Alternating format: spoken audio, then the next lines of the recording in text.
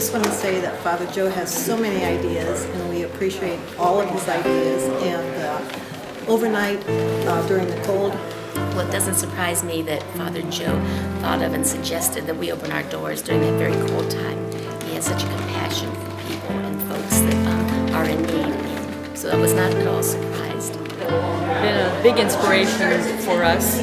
My family and I, we've been members here for about the last year, and he is just very giving and very outspoken about his drive to help the people, and that's his mission, and we're happy to help and be a part of this congregation. So thank you so much. The first evening that we had the church open, we had 3 people who were very grateful.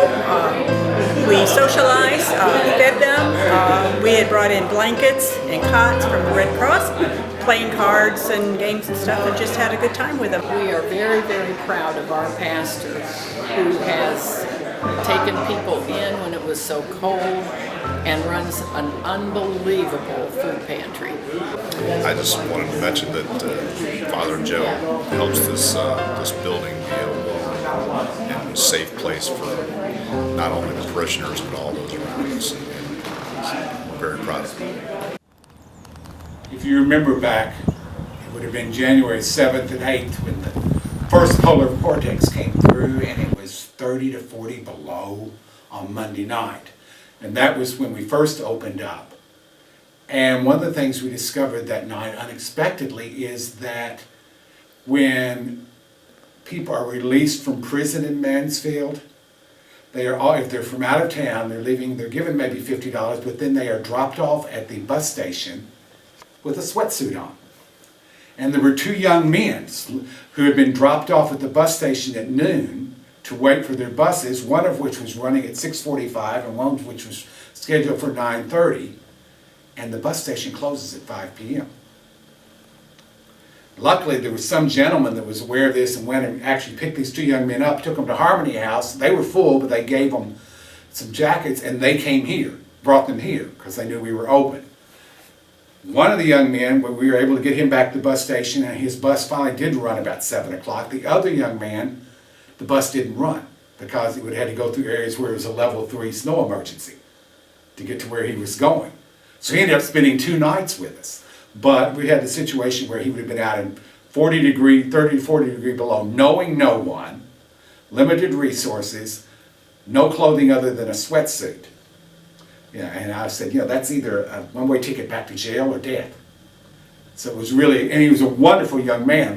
All of us kind of grew very fond of him and wanted to keep him around. This is the room he slept in. That's why I was thinking of him. He and a couple others. This is the room where the cots were set up, where the single men slept for those 2 nights. And it was just, it was wonderful watching him as he began to warm up and tell us a little bit about his story. And to share and to talk about what he hoped would happen, and for us to be able to say we were able to put him in touch with a Episcopal deacon that he had actually known earlier back in the area where he was going, someone that could kind of hold him accountable and be a resource for him. And so that was the kind of thing that was happening out of this without us realizing. It was really very special. A couple weeks later, when we had the cold came through again, one of the people that showed up was one of our regular food pantry guests, whose apartment was down, has an apartment, but his apartment was down to 30 degrees at 5 o'clock in the afternoon. He could not keep it warm. And he just needed a place to get a warm meal and be comfortable for the night. And it was wonderful to have the ability to know that there was somebody that cared enough to open it up.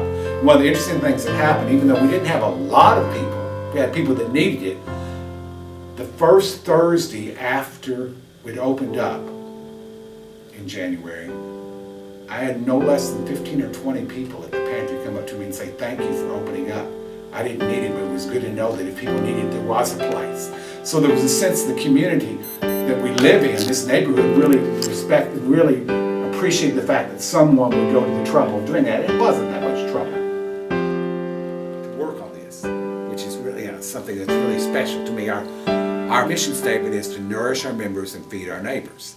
And sometimes, the feeding is very obvious with the food, but I think sometimes even more importantly is the feeding of people in terms of respect, dignity, community, those needs is a more important need that's going on, feeding that's going on than the actual food, where it's not just the people of Grace Church doing it for the community to begin with, but being something we do in cooperation with the neighborhood and the community creates that sense of worth and value for everybody.